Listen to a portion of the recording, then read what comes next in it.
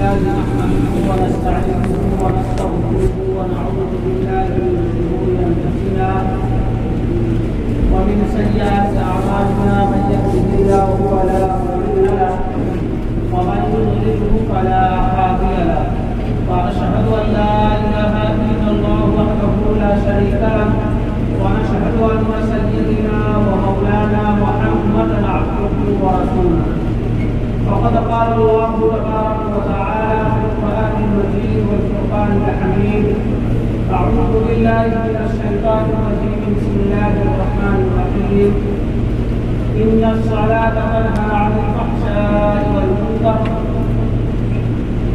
صدق الله العظيم قال النبي صلى الله عليه وسلم من ترك الصلاة متعمدا فقد كفر وقال النبي صلى الله عليه وسلم بين العبد وبين الكفر ترك الصلاة أو كما قال عليه الصلاة والسلام. میرے محترم بزرگوں اور دوستوں اور عزیز ساتھیوں، اللہ تبارک و تعالیٰ کا بے پناہ شکر و احسان ہے کہ مالک دو جہاں نے ہم تمام حضرات کو جمعہ کی نماز پڑھنے کی توفیق عطا فرمائی اور اللہ تبارک و تعالیٰ نے اسی نسبت سے کچھ کہنے اور سننے کا موقع بھی عنایت فرمایا اور اللہ کا کرم بھی ہے اس ہفتے میں کہ اللہ تعالیٰ نے دو عید اللہ تعالیٰ نے ہمیں اور آپ کو اس ہفتے میں عطا فرمایا. ابھی ہم تمام حضرات اضحیہ کے دن سے اضحیہ کے دن میں چل رہے ہیں. ابھی 2 دن پہلے آپ تمام حضرات نے عید الاضحیٰ کی نماز ادا کی اور آج بھی قربانی کا دن ہے.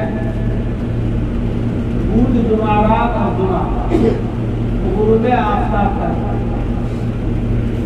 تو اللہ تبارک و تعالیٰ کی رحمتیں ایسی ہی لٹا رہی ہے اور اس میں بھی اور نور علی نور ہو گیا کہ اللہ تعالیٰ نے جمعہ کا دن عطا فرمایا.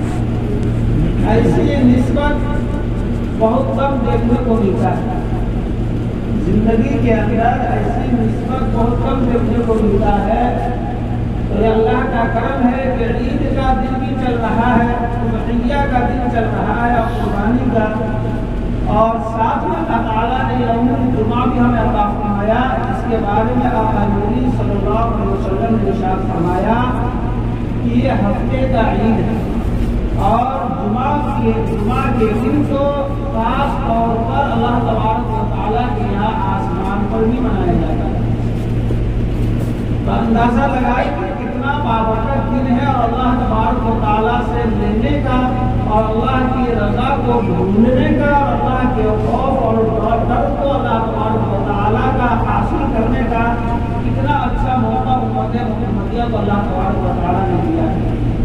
میرے محترم بزرگوں دوستوں، عید، بقرعید، رمضان، یہ جو بھی چیزیں ایک متعین ہیں کہ سال کے اندر فلاں تاریخ فلاں مہینے کو اللہ تبارک و تعالیٰ نے ان چیزوں کو خاص کیا ہے اور ان خاص ایام میں ان چیز کو ادا کیا جاتا ہے. لیکن ہماری زندگی کا جو اصل مقصد ہے اس دنیا میں آنے کا کہ اللہ تبارک و تعالیٰ نے ہمیں اس دنیا کے اندر جو بھیجا ہے وہ مقصد کیا ہے؟ مقصد اصلی ہمارا کیا ہے؟ یہ سب تو ضمن کی بات ہے کہ رمضان شریف کا مہینہ آیا، 1 مہینے کا روزہ اللہ تبارک و تعالیٰ نے فرض کیا، ہم نے اس کو ادا کیا، پھر یہ مہینہ ختم ہو گیا. یہ رمضان شریف میں ہی روزہ رکھ سکتے ہیں، اس کی فضیلت رمضان شریف میں ہی ہے. عید الفطر کی جو نماز ہے 1 شوال کو ادا کی جاتی ہے، 1 شوال کو ہی ادا کی جائے گی، یہ پورے سال ادا نہیں کی جائے گی. عید الاضحیٰ کی جو نماز ہے 10 ذوالحجہ کو ادا کی جاتی ہے اور قربانی کے جو ایام ہے 10، 11، 12 اسی ایام میں قربانی دے سکتے ہیں، اس کے علاوہ میں نہیں دے سکتے. لیکن میرے محترم بزرگوں دوستوں، اصل مقصود ہماری زندگی کا کیا ہے جو مسلسل متواتر ہمارے زندگی کے اندر ہے؟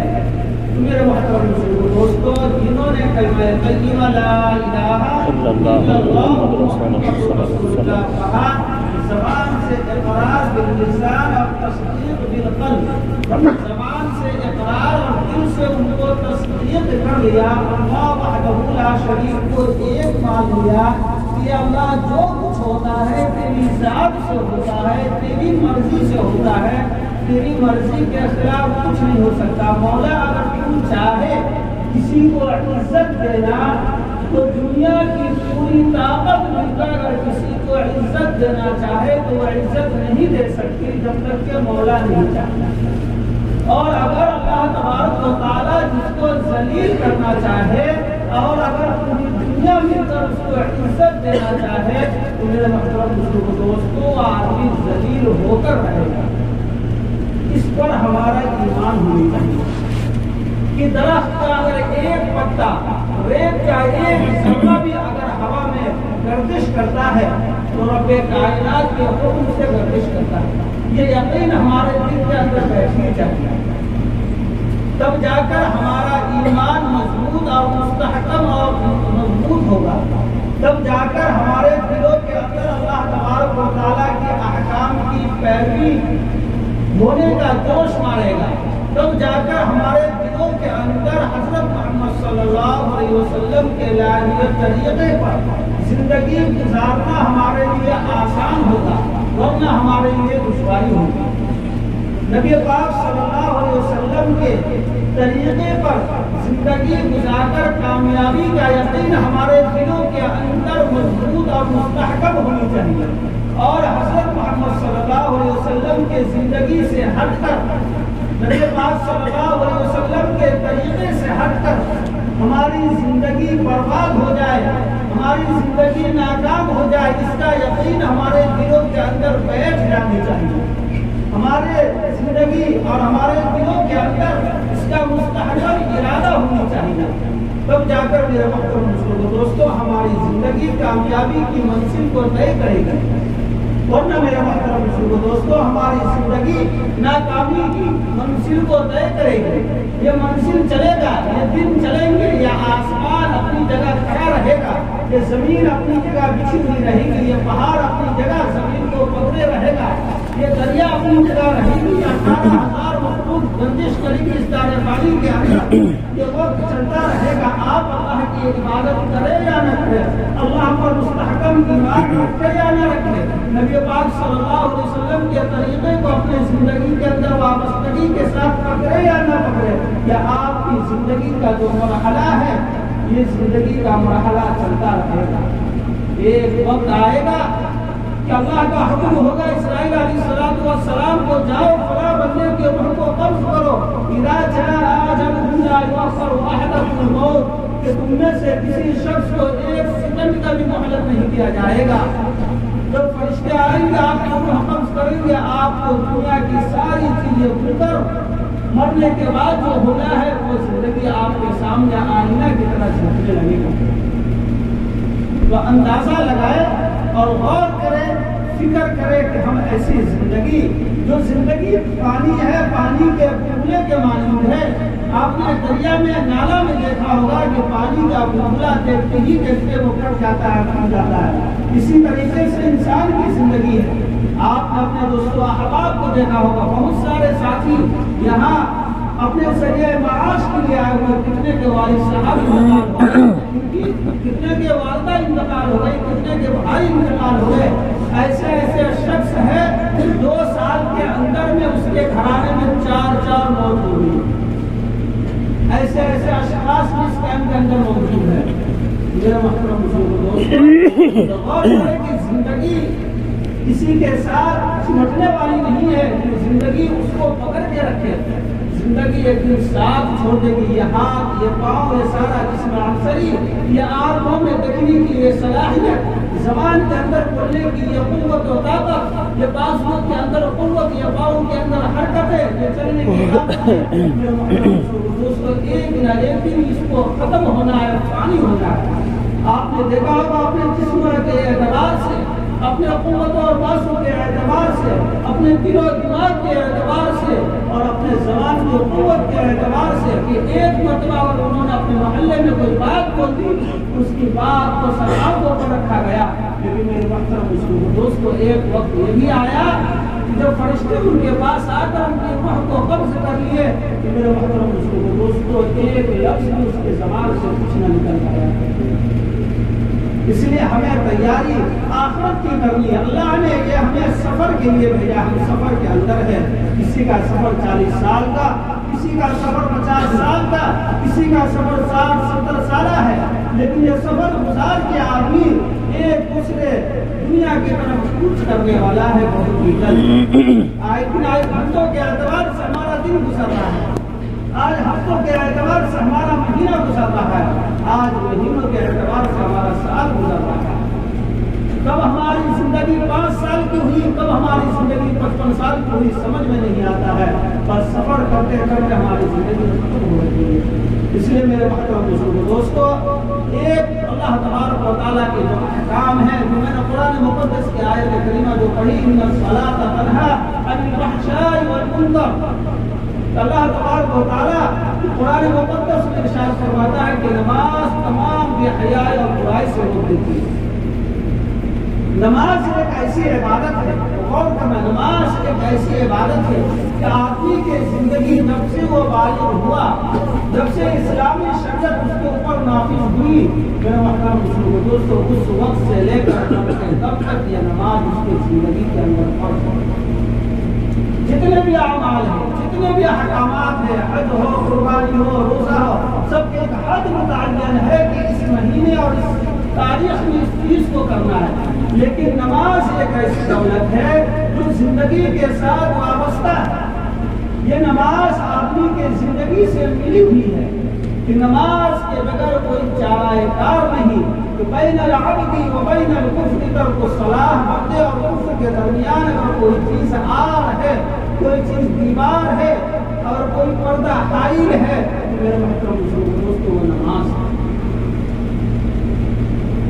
سارے اعمال کو دیکھیے کہ آپ کرتے ہیں دل سے، اللہ کے احکام کو مانتے ہیں، غیر بھی اس کام کو کر سکتے ہیں، غیر بھی اس کام کو کرتے ہیں، لیکن اس کے دلوں کے اندر اللہ کا خوف نہیں اور اللہ پر ایمان نہیں ہے، اس وجہ سے اس کو اس کا ثواب نہیں ہے۔ اور اگر آپ کرتے ہیں تو آپ کو اس کا ثواب ملتا ہے کہ آپ نے اللہ کے احکام کو سمجھ کے اس کام کو کیا ہے۔ لیکن نماز ایک ایسی دولت ہے جو غیر کبھی ادا نہیں کر سکتا، غیر کبھی اس چیز کو کبھی بھی پڑھنے کی جرأت نہیں کرے گا۔ دوستو، نماز ہی کے ذریعے ہم اللہ تبارک و تعالیٰ کا قرب حاصل کر سکتے ہیں۔ صحابہ کرام رضوان اللہ علیہم اجمعین کو کبھی کوئی پریشانی کا سامنا کرنا پڑا، اگر جنگ کو بھی فتح کرنا ہے تو 2 رکعت نماز پڑھ کے اللہ تبارک و تعالیٰ سے دعا کریں۔ کیا بتایا گیا کہ جس نے فجر کی نماز پڑھی، اللہ تبارک و تعالیٰ اس کے رزق کی تنگی کو دور کر دیتے ہیں۔ اب غور کریں، اندازہ لگائیں، سارا معاشرہ، ساری کائنات، سارا انسان رزق کی وجہ سے پریشان ہے۔ اگر کسی کے پاس نہیں ہے تو آنے کی طلب ہے، اور کسی کے پاس ہے اور زیادہ آنے کی طلب ہے۔ کسی کے پاس کروڑ ہے تو 2 کروڑ کی خواہش ہے، کسی کے پاس ارب ہے تو 2 ارب کی خواہش ہے، کسی کے پاس 1 روپیہ ہے تو 2 روپیہ کی خواہش ہے۔ بس یہی زمانہ چل رہا ہے۔ کیوں ہمارے نبی جناب محمد رسول اللہ صلی اللہ علیہ وسلم کی ذات اقدس کہ آقا نبی جناب محمد رسول اللہ صلی اللہ علیہ وسلم نے فرمایا کہ اگر آپ کہے کہ یہ احد پہاڑ جس کا آپ تمام حضرات میں سے اکثر و بیشتر لوگوں نے دیکھا ہوگا، تو مکہ اور مدینے کا سفر کیے ہیں، میرے محترم دوستو، یہ احد پہاڑ کے بارے میں اللہ نے فرمایا کہ اے میرے محبوب، اگر آپ کہہ دیں کہ اس پہاڑ کو سونا بنا دیا جائے، اور صرف سونا بنا کر چھوڑ نہیں دیا جائے، بلکہ یہ کہا جائے، پہاڑ کو حکم دیا جائے کہ جہاں جہاں میرے حبیب جائیں گے وہاں وہاں پر اس کے ساتھ جاؤ، جہاں جہاں میرے محبوب جائیں گے وہاں وہاں پر اس کے ساتھ چل کر جاؤ۔ اللہ نے اس کو قوت گویائی دی تھی، جب صحابہ جو شہید ہوئے 70 صحابہ جب وہاں شہید ہوئے تھے تو ہر پہاڑ کے پاس بہت پہاڑ رونے لگا تھا. جب وہاں سے صحابہ کو مدفون کرنے کے لیے جنت البقیع لے جایا گیا تو میرے محترم مسلم دوستو اللہ نے اس کو قوت گویائی کی اللہ سے درخواست کی, نبی پاک صلی اللہ علیہ وسلم سے درخواست کی کہ نہیں اس کو میرے سامنے میرے پاس اس کو دفن کیا جائے ورنہ میں یہ پہاڑ اٹھ کر وہاں چلے جائیں گے. ہر ایک چیز کے اندر جاندار ہے, ہر ایک چیز جاندار ہے, اس کے اندر اللہ تعالیٰ نے قوت رکھی ہے. اس لیے میرے محترم مسلم دوستو لیکن ہمارے نبی پاک صلی اللہ علیہ وسلم نے کیا فرمایا, نہیں فقر و فاقہ کی زندگی اللہ کو پسند ہے. میں یہ چاہتا ہوں کہ ایک دن بھوکا رہوں تاکہ تیرا شکر ایک دن بھوکا رہوں تاکہ تیرا شکر ادا کروں, ایک دن کھاؤں اور ایک دن بھوکا رہوں, ایک ٹائم کھاؤں اور ایک ٹائم نہیں کھاؤں کہ اللہ تیری ناشکری نہ ہو. لیکن میرے محترم دوستو ساری امتیں غور کریں کہ ساری امت رزق حلال رزق کی وجہ سے پریشان ہے, لیکن یہ رزق حلال ہے یا رزق حرام ہے اس کا بھی خیال نہیں. اس لیے میرے محترم دوستو رزق حلال کی توفیق اللہ تبارک و تعالیٰ سے مانگنی چاہیے اور رزق حلال کمانے کی دعا کرنی چاہیے اور میرے محترم دوستو رزق حلال کی کوشش کرنی چاہیے. مال کم ہو ہماری ضرورت اللہ اس کو پوری کر دے. ایک کتاب میں ایک بات لکھی ہوئی تھی کہ اگر اللہ تبارک و تعالیٰ نے ہمیں 10,000 روپیہ دیا, اگر 10,000 میں سے اللہ تعالیٰ نے اگر ہماری زندگی کو سمیٹ کر اگر ہماری ضرورت کو اللہ نے پورا کر دیا, ہماری ضرورت پوری ہو گئی مہینے کی, اللہ نے 10,000 روپیہ دیا اس مہینے کے اندر اور ہماری ضرورت ساری پوری ہو گئی اس مہینے کے اندر. لیکن ایک شخص ہے کہ 1,00,000 روپیہ کا مہینہ کمایا ایک مہینے کے اندر, لیکن جب دیکھا گیا تو اس کا 50,000 روپیہ بیماری کے اندر چلا گیا اور 50,000 روپیہ اور کسی کام میں چلا گیا, اس کی ضرورت پوری نہیں ہوئی. تو آپ خود اندازہ لگائے اور آپ خود فرمائے اور کہے کہ وہ 10,000 روپیہ والا 1,00,000 روپیہ والا سے بہتر ہے یا نہیں, ہے کہ نہیں؟ تو اللہ تبارک و تعالیٰ سے یہ دعا مانگنی چاہیے کہ اللہ کم خرچ, کم اہل و عیال, کم خرچ اور میرے محترم دوست اس میں ہماری ضرورت زندگی جو ہے وہ پوری ہو جائے, کیونکہ ہمارا مقصد زندگی یہ ہے کہ اللہ تبارک و تعالیٰ کی رضا کو حاصل کرنا اور اللہ کے نبی جناب محمد رسول اللہ صلی اللہ علیہ وسلم کے طریقے کو اپنی زندگی کے اندر بتانا. اس لیے نماز کو مقدم رکھنا ہے. کیوں نہ ہو کہ اللہ تعالیٰ نے ساری چیزوں کی فرضیت اس روئے زمین پر نازل فرمایا, لیکن نماز کی فرضیت کے باری آئی تو اپنے محبوب کو اپنے پاس بلا کر تحفہ عطا فرمایا.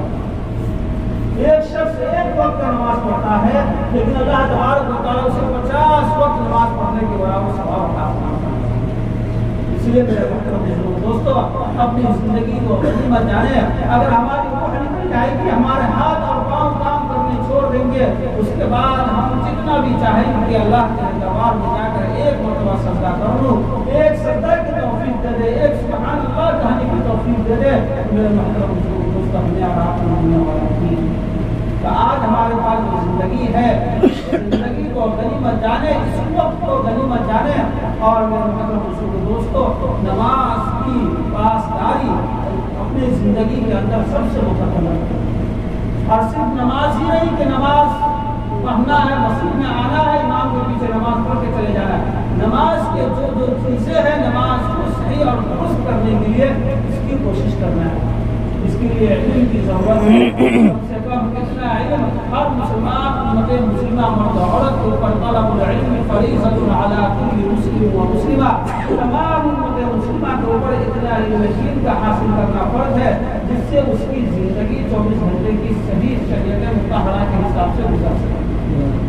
اس لیے میرے محترم مسلموں دوستو جو زندگی ہمارے پیچھے گزر چکی ہے, آج سے عہد کریں اللہ تبارک و تعالیٰ سے کہ اللہ ہماری جو زندگی پیچھے گزر چکی ہے, اے اللہ میں اس زندگی سے اور اس وقت سے جو بیجا خرچ ہوا ہے اللہ میں اس سے توبہ و استغفار کرتا ہوں. کیونکہ اللہ قرآن مقدس میں فرماتا ہے یا ایھا الذین آمنوا توبوا الی اللہ توبۃ نصوحا, کہ ایمان والو آؤ اللہ کے دربار میں ایک مرتبہ سچے دل سے توبہ کرو, اللہ تمہارے سارے گناہوں کو معاف فرما دے. 100 سال کافر کی عمر ہے. کتنی سال؟ 100 سال. اور میں کہتا ہوں کہ اگر 500 سال کی اگر اس کی عمر ہو چکی ہے وہ کافی ہے. خون کیا، مرڈر کیا، زنا کیا، شراب کیا، آدمی کے حق کو مارا، سب کچھ کیا. لیکن اگر ایک مرتبہ لا الہ الا اللہ محمد رسول اللہ دل سے پڑھا، زبان سے اقرار کیا، دل سے تصدیق کیا، اللہ اس کے سارے گناہوں کو معاف فرمائے. اور آپ کو امت محمدیہ، آپ کو پیاری امت ہے. اللہ تعالیٰ نے تم خیر امت کا لفظ استعمال فرمایا قرآن کے اندر کہ تم بہترین امت ہو، سب سے اچھی امت. لقد خلقنا الانسان فی احسن تقویم، تم کو سب سے بہترین سانچے میں ڈھالا گیا، سب سے خوبصورت، سب سے اعلیٰ ترین، سب سے عظیم ترین تمہیں بنایا گیا. کسی بھی قوم کے سیدنا حضرت آدم علیہ السلام سے لے کر ہمارے نبی حضرت محمد صلی اللہ علیہ وسلم تک جتنے بھی انبیاء کرام دنیا کے اندر تشریف فرما ہوئے، اللہ نے کسی امت کے بارے میں یہ لفظ استعمال نہیں کیا. کسی کو قوم عاد کہا، کسی کو قوم ثمود کہا، کسی کو قوم صبا کہا. میرے محترم بزرگ دوستو، لیکن اس امت کو کتنے پیارے انداز کا اللہ نے پکارا ہے، کتنے پیارے انداز میں پکارا ہے. اس لیے میرے محترم بزرگ دوستو، اللہ آپ سے بے انتہا محبت کرتے ہیں. جب 100 سالہ کافر اگر ایک مرتبہ صرف دل سے پڑھتا ہے، اللہ اس کے سارے گناہ کو معاف فرما دیتا ہے. آپ کے ساتھ کتنی مناسبت ہے کہ آپ اللہ کے محبوب ہے اور اللہ کے محبوب کے بھی محبوب ہے. ایک اللہ کے محبوب ہے، ایک اللہ کے محبوب کے محبوب ہے، ایک پیاری امت ہے. اور آپ ایمان والے ہیں. جس ایمان والے کے بارے میں فرمایا کہ لا الہ الا اللہ قال رسول اللہ صلی اللہ علیہ وسلم قل لا الہ الا اللہ دخل الجنہ، جس نے بھی لا الہ الا اللہ پڑھا وہ جنت میں داخل ہوگا. تو آپ کو اس ایمان سے مشرف کا اسلام ہے، آپ ایمان کی حدود کے اندر داخل ہیں. کتنا بڑا مقام ہے. اگر آپ سے غلطی ہوئی ہے تو آپ اللہ سے توبہ کریں گے تو انشاءاللہ بدرجہ اولا اللہ سے گناہ کو معاف فرمائیں گے. انشاءاللہ اپنی زندگی کو اپنی بچانے اور گائے کی نماز کو درست اور صحیح طریقے اور خضوع کے ساتھ پڑھنے کی کوشش کریں، اس کے سیکھنے کی کوشش کریں. ان کے اقرارات کو، ان کے ارکان کو یا شرائط کو، واجبات کو، نماز کے اندر جو بھی چیزیں ہیں ان کو سمجھ کر اور صحیح طریقے سے نماز کو ادا کرنے کی کوشش کریں. انشاءاللہ کریں گے نا. اور ساتھ ہی جمعہ کی نماز پڑھنے کے لیے آتے ہیں. جمعہ کی 2 رکعت نماز کے آپ کو فرض ہے، اس کے بعد نماز پڑھیے. 2 رکعت نماز پڑھ کے اس طریقے سے بھاگتے ہیں، کوئی کام نہیں ہے کسی بھی بات میں، اس کے باوجود بھی بھاگتے ہیں. چلیے جو ساتھی باہر ہے، دھوپ کی تپش ہے، دھوپ کے اندر ہے، وہ ساتھی اگر روم میں جا کے پڑھ لیتے ہیں اچھی بات ہے. آپ بھی پڑھ سکتے ہیں، روم میں مشکل نہیں ہے اس کی، لیکن زیادہ تر لوگ پڑھتے نہیں ہیں بلکہ چلے جاتے ہیں. اس لیے میرے دوستو، سنت کیا آپ نے اللہ سے محبت کیا، اللہ سے حبیب سے محبت نہیں کیا. جس نے اپنے آنکھوں سے آنسوؤں کو بہایا، سارے مسلح کو اللہ کے نبی صلی اللہ علیہ وسلم کی محبت نے امت کے خاطر سارے مسلح کو کر دیا. میرے محترم دوستوں، اس نبی سے محبت نہیں، باقی اگر وہ آپ کے دل میں محبت ہے، لیکن میرے محترم دوستوں یہ سستی اور کاہلی ہے. اس لیے میرے محترم دوستوں، جمعہ کی نماز کے بعد آپ حضرات سنت پڑھ کے یہاں سے تشریف لے جائیں. 5 سے 7 منٹ کے اندر میں آپ کا کوئی بڑا نقصان نہیں ہونے والا ہے. صف بندی کا خیال کریں. صف نماز کے ایک حصہ، اگر صف درست نہیں نماز درست نہیں. صف کا درست کرنا، نماز کو اطمینان سے ادا کرنا، جلدی جلدی ادا کرنے سے آپ کی نماز نہیں ہوگی. اطمینان سے آپ نماز پڑھیں، نماز کو اللہ کے گھر میں نماز کے لیے آئے، اطمینان سے نماز پڑھ کے یہاں سے جائے، تب جا کر انشاءاللہ اللہ تعالیٰ پورا ثواب اللہ سے مل جائے. کریں گے انشاءاللہ. اللہ تعالیٰ ہم سب کو